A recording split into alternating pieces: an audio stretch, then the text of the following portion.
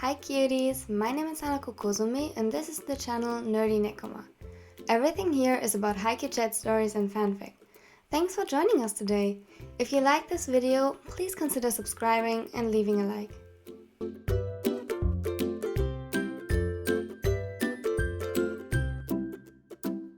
And with that, welcome to today's video, or in other words, the Bottom Skit 6/Injured Part 4. Only one more to go, yay! It features the ships KinKuni, KageHina, KuroKen, and DaiSuga. Also, a little warning, as I mentioned before, I got a bit bored towards the end, so we have today some that are a little bit more angsty, but I really mean just a little bit more. We're still in the hood comfort department, and there will be a lot of fluff. Now, I hope you'll like it. Enjoy!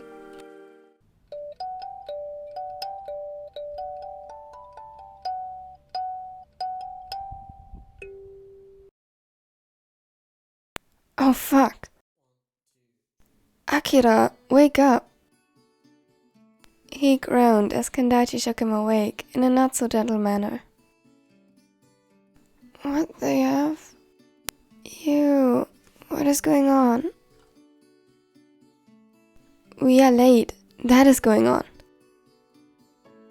He hastily started putting on his clothes that were spread all over the room. Get up. It will already be embarrassing enough if we show up at school this late together. I don't need my mom killing me because I skipped class.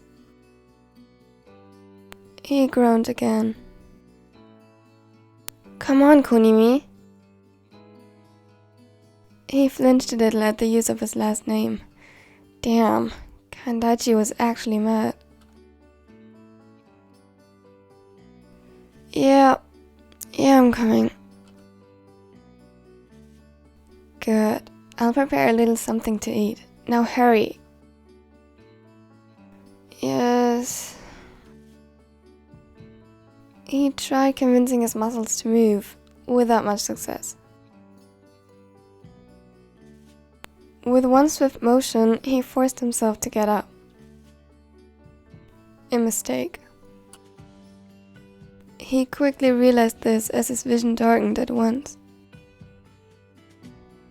A weird noise, like a high-pitched sound after hearing something really loud, filled his ears, and for a moment he lost his orientation. It came back to him painfully as he collided with the floor. What the fuck? His breathing was rapid and shallow. He tried puzzling his still blurry sight together into a coherent image, but it was in vain. A sharp pain pierced through his head where he hit the floor, and almost drowned out Kandaichi's voice as he screamed his name from downstairs, telling him to hurry. Yutaro. He could feel the ground vibrating as Kandaichi walked up to the room again, obviously agitated and in a hurry. He tried to focus on that and distract himself from the darkness lurking at the seams of his vision, luring him into unconsciousness.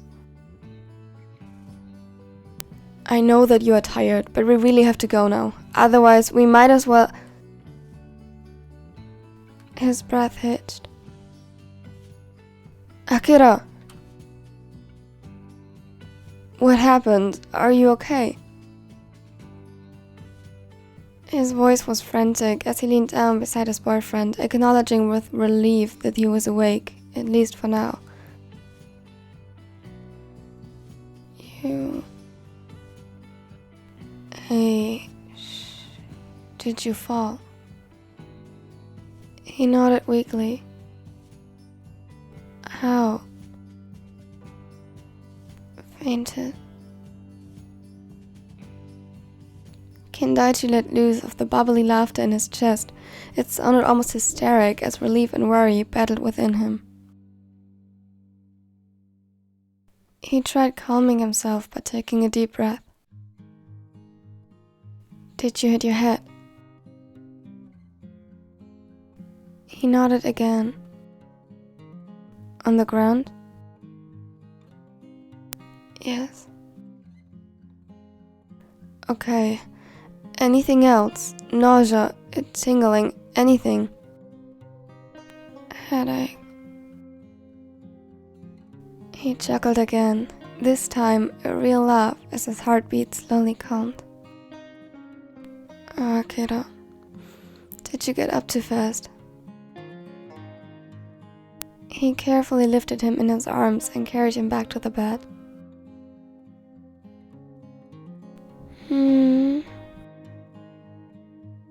I'm sorry that I rushed you. There is no rush now, so rest, sleep, and tell me if it gets worse. Okay. He hesitated for a bit. Gentle fingers traced his jaw, and the feather-light touch of lips against his forehead caused a pleasant warmth to possess his body. What about school? Don't worry about it. I'll call and explain the situation. At least now we have the perfect excuse as to why we are late, or rather, why we will be missing class today. He smiled gently and caressed his cheeks one last time before leaving to make the call.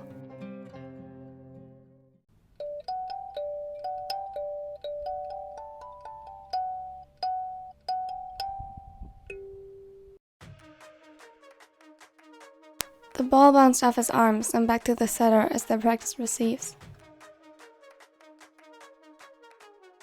Everything was going well so far, and Hinata had no problems getting even the more difficult passes today. He was concentrated, eyes not leaving the ball for a second, so when it got suddenly off course because he messed up his next receive, he followed it automatically, forgetting everything around him. Hinata, watch out! Huh? He looked up surprised, just seconds before his body collided with the car. Luckily, it drove fairly slow and only caused him minor injuries as he fell onto the pavement. The driver had already started hitting the brakes when he saw the flash of orange hair crossing the street. It was just barely a second too late to prevent the collision completely.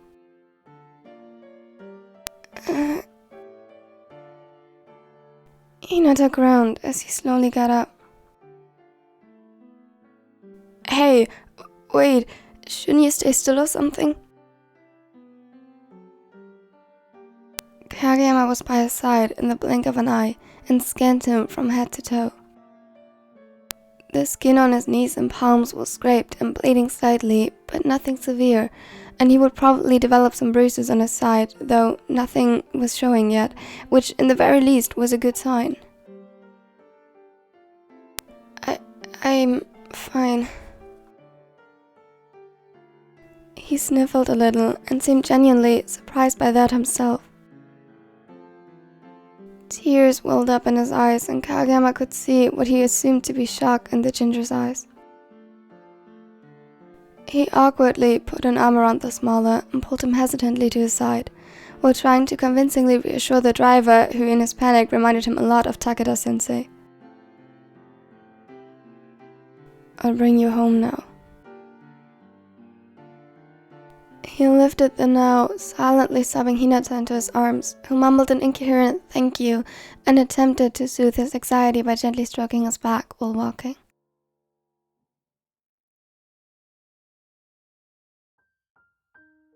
It proved to be quite a challenge.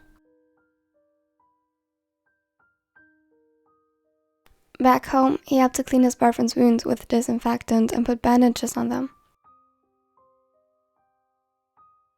All while Hinata remained silent, which almost creeped him out more than the moment he was hit. Kageyama carefully took a step back, observing. With every passing second, spent in eerie silence, he got more and more agitated. Sadly, his knowledge of soothing and caring was limited, to put it nicely. Say something. Huh? You're too quiet. Oh, I'm sorry. He gulped. Was this better? Thank you.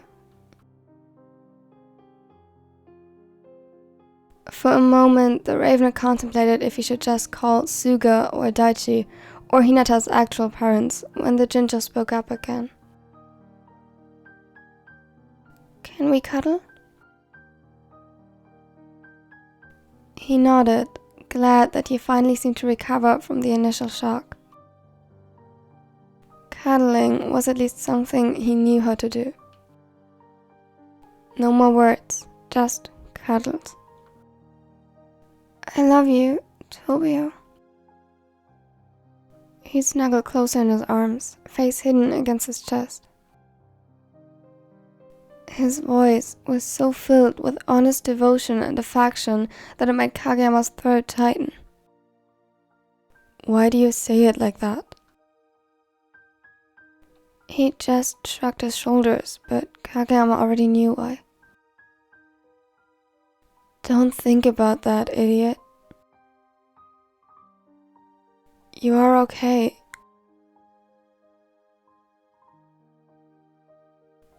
I love you too, Shoyo.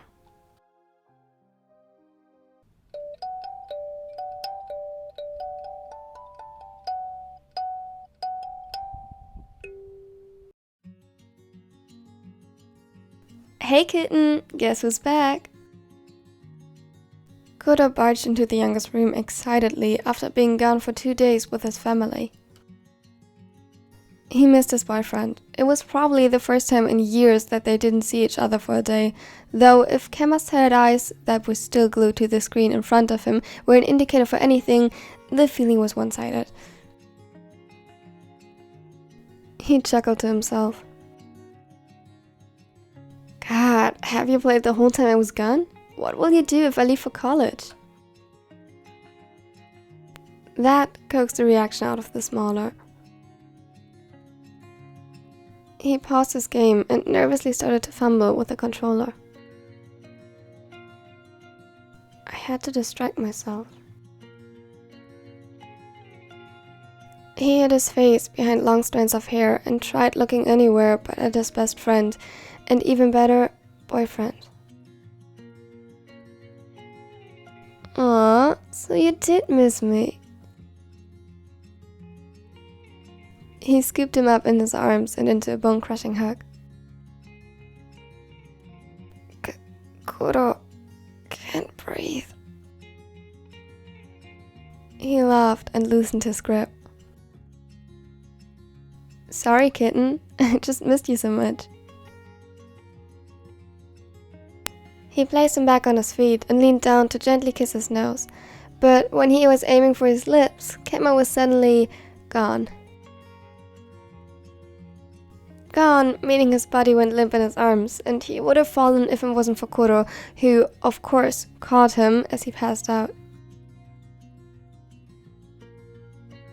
Kenma! His eyes blinked open slowly, and Kuro noticed the shadows underneath them. Did you really play video games the entire time, or are my charms just that much more effective after being gone for a day? He smirked as he lifted the other back up. Shut up. His head slumped tiredly against Kuro's shoulder as the other repositioned him comfortably. Maybe, probably, Kuro was just getting paranoid, but to him, Kemma felt almost lighter than before he left. The smaller had a mess-up schedule when it came to eating and sleeping, and literally anything that was considered a basic human need, and also tended to lose weight rather quickly.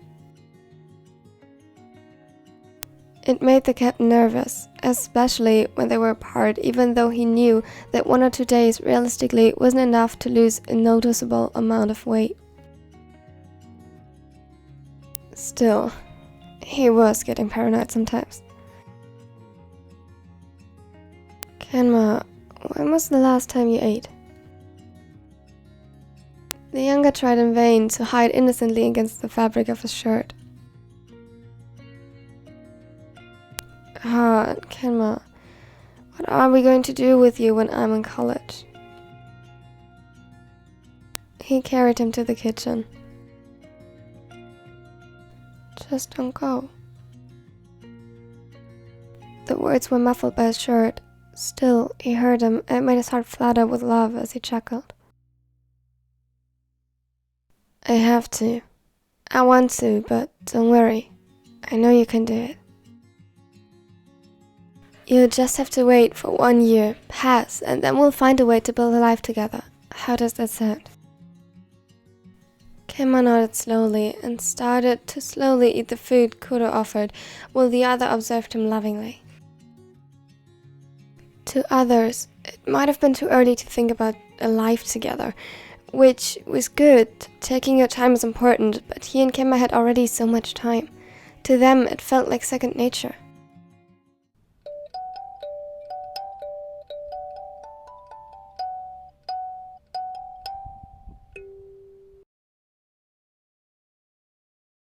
Here we go. Suga, are you awake? Daichi came in with a tray of food in hand, which in this case meant just soup, since Suga's stomach couldn't handle much more right now.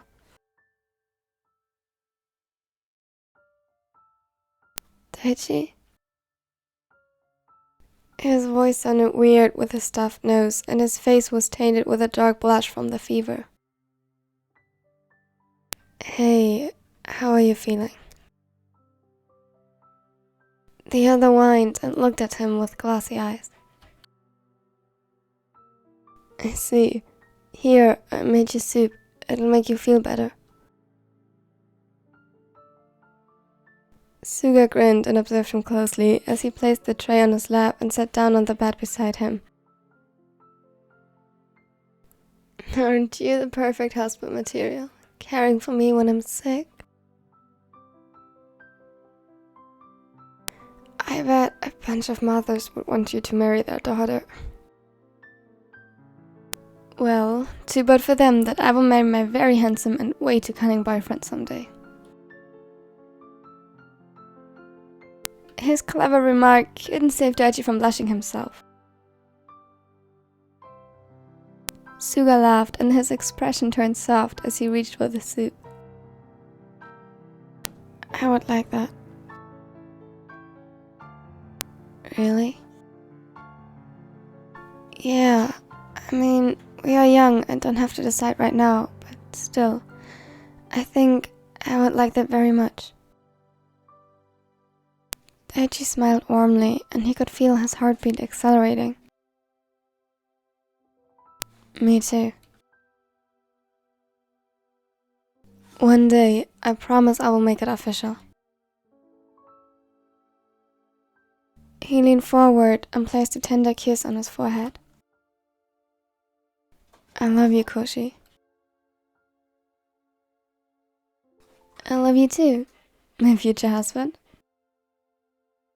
Suga had to admit that it was fun making Daichi all flustered and causing him to blush, in the most delicate shades of pink and red, though he was also happy to have the fever as an excuse for his own slowly increasing blush.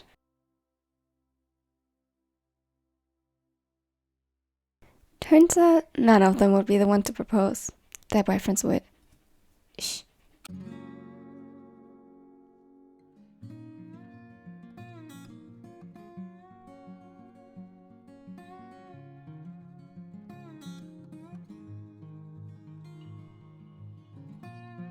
Thank you for watching till the end. I hope you liked it.